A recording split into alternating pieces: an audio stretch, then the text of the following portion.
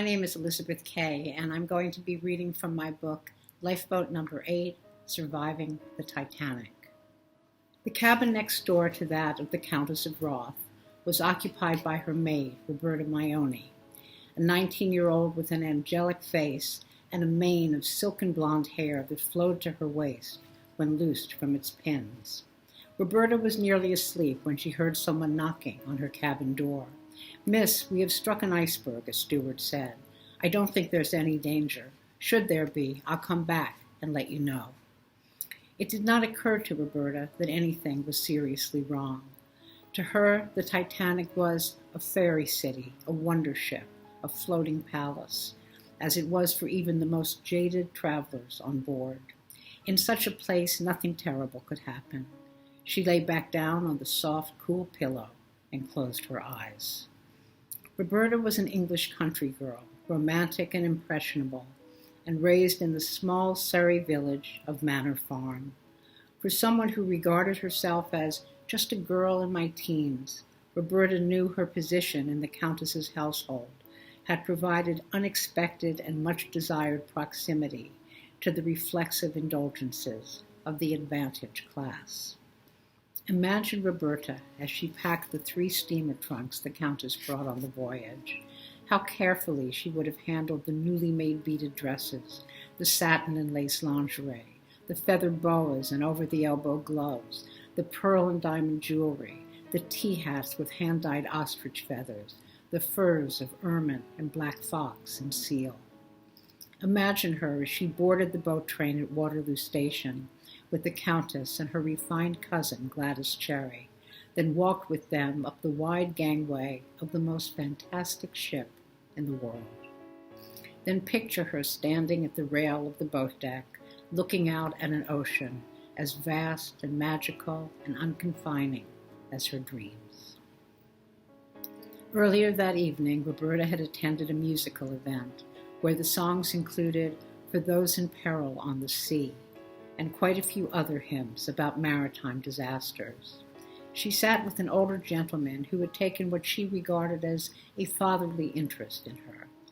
He was depressed that night, and Roberta suspected the songs were to blame, for he was among the handful of first-class passengers who had been unnerved by what occurred moments after Titanic set sail.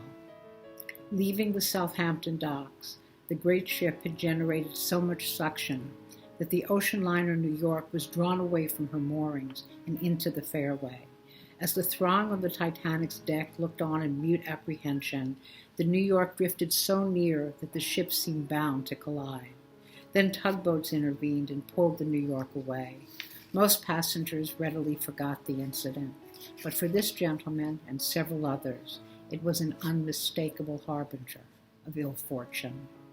So it was at 10 o'clock on Sunday evening when stewards appeared with silver trays of biscuits and coffee, and Roberta bade him good night. The man begged her to stay. "Please don't go," he said. "Something awful is about to happen." Now this next passage is from later in the book, when the first-class passengers have been told to put on lifebelts and go up to the boat deck where the lifeboats are.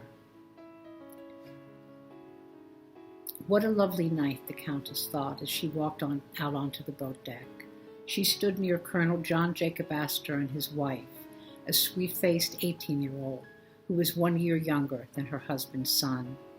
Lavished with riches by her doting 47-year-old husband, Mrs. Astor was attired in a diamond necklace and a black broad-tail coat with a sable lining, as if dressed for afternoon tea at the Ritz.